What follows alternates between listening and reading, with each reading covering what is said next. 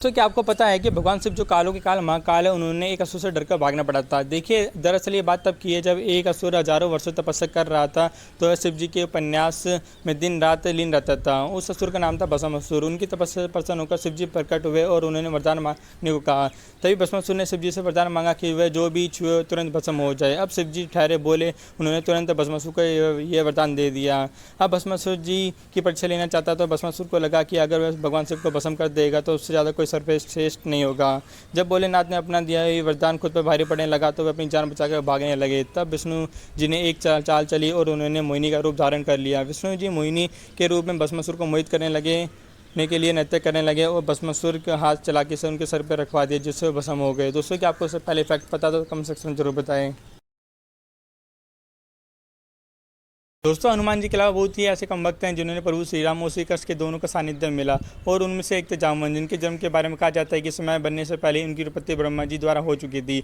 वे इतने बलशाली थे कि उनके शरीर में 1 करोड़ शेरों की शक्ति थी और उनके शरीर का आकार बहुत ही कम था। उनकी ताकत का अंदाजा इस बात से हम लगा सकते हैं कि समुद्र मंथन के समय जामवंत जी ने अकेले ही अपने दम पर पूरे समुद्र मंथन पर्वत को हिला डाला था। यही नहीं, रामायण के युद्ध के दौरान उन्हें रावण को 1 लाख में रावण को मूर्छित कर दिया था, और इसे बेहिसाब ताकत के चलते ही उन्होंने अपने बल पर घमंड आ गया था, और उन्होंने द्वापर युग में श्री कृष्ण को चुनौती दे दी थी युद्ध के लिए, जहाँ उन्होंने अपनी वृद्धावस्था में श्री कृष्ण के सामने 3 हफ्ते तक युद्ध किया था। दोस्तों, क्या आपको उससे पहले जामवंत जी के बारे में फैक्ट पता तो कमेंट सेक्शन में जरूर बताएं। दोस्तों, महाभारत के 4 ऐसे योद्धा जो मरने के बाद भी वापस जिंदा हो गए थे। चलिए दोस्तों, जानते हैं महाभारत के ऐसे 4 वीर योद्धा कौन थे जो मरने के बाद भी जिंदा हो गए थे।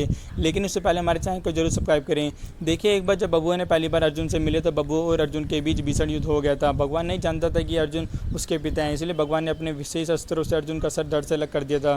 परंतु मनमोहन की माता नागकन्या थी और उन्होंने अपनी नागमणि से उन्होंने अर्जुन को पुनर्जीवित कर दिया था। नंबर 2 पर आते हैं, बाल्यकाल में दुर्योधन ने भीम को विष पिलाकर नदी में फेंक दिया था, परंतु नदी में भीम के नाना आर्य नाग रहते थे और उन्होंने भीम का विष दूर करके उन्होंने हजार शक्तियों का समान बल प्रदान किया था। नंबर 3 पर आते हैं, अपरिचित अपनी माता के गर्भ में थे अवस्था में उन्होंने पर ब्रह्मास्त्र चला दिया था। फिर उनका जन्म मत्र अवस्था में हुआ था। उसके बाद श्री कृष्ण ने पांडवों के वंश की रक्षा के लिए पुनर्जीवित कर दिया था। नंबर 4 पर आते हैं, महादानीकरण का पुत्र वर्ष केतु अपने पिता के समान ही वीर योद्धा थे।